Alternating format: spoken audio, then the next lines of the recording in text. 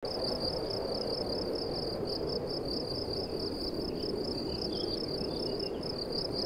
tidak ada kontradiksi, karena dunia adalah jembatan menuju akhirat. Allah berfirman dalam surat Al-An'am, "Qul inna salati wa nusuki wa mahyaya wa mamati lillahi rabbil alamin." Ketahuilah salatku, ibadahku, hidupku dan matiku aku persembahkan kepada Allah Subhanahu wa taala. Hidupku dan matiku niatkan untuk mencari wajah Allah, niatkan untuk sarana beribadah kepada Allah, maka seluruh aktivitas dunia kita mendapatkan pahala di sisi Allah Subhanahu wa taala. Niatkan kita bekerja sebagai sarana menjalankan perintah Allah dan perintah Rasulullah SAW untuk mencari harta halal untuk diri kita dan keluarga kita, untuk bisa berzakat, untuk bisa berinfak, untuk bisa berhaji, untuk bisa membantu sesama, maka setiap detik aktivitas pekerjaan kita mendapatkan pahala dari Allah Subhanahu wa taala. Niatkan ketika kita makan untuk memberikan sumber energi, pada saat kita sholat, pada saat kita baca Quran, pada saat kita berzikir, maka makannya kita mendapatkan pahala dari Allah Subhanahu wa taala. Qul inna salati wa nusuki wa mahyaya wa mamati lillahi rabbil alamin.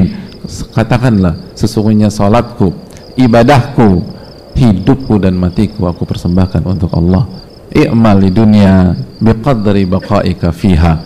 Bekerjalah, beramallah untuk dunia, tapi sesuai dengan kadar Anda hidup di dunia, dan beramallah untuk akhirat sesuai dengan kadar durasi Anda akan hidup di akhirat.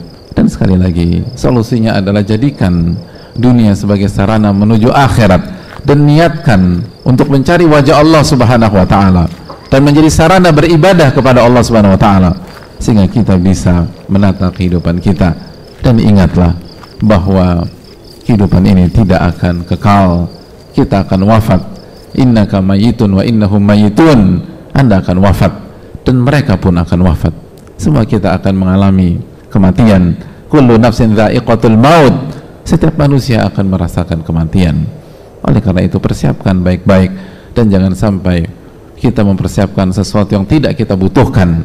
Kita membeli atau kita mengumpulkan sesuatu yang tidak kita pakai pada saat kita hidup di dunia, dan akhirnya tidak dipakai juga untuk anak kita dan ahli waris kita, dan akhirnya hanya menumpuk menjadi hal-hal yang akan dihisap oleh Allah pada hari kiamat.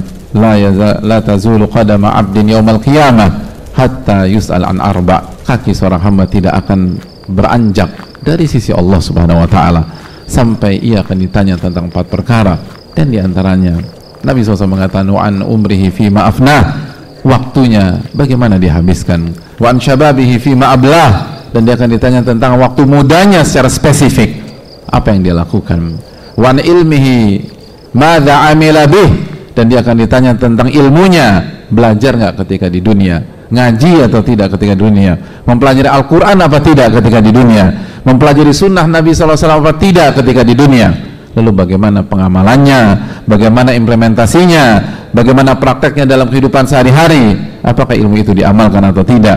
Wa an malihi min aina iktasaba fi ma anfaqah, dan dia akan ditanya tentang hartanya, dari mana dia dapatkan dan bagaimana dia alokasikan, bagaimana dia keluarkan. Ini akan ditanya kepada kita semua.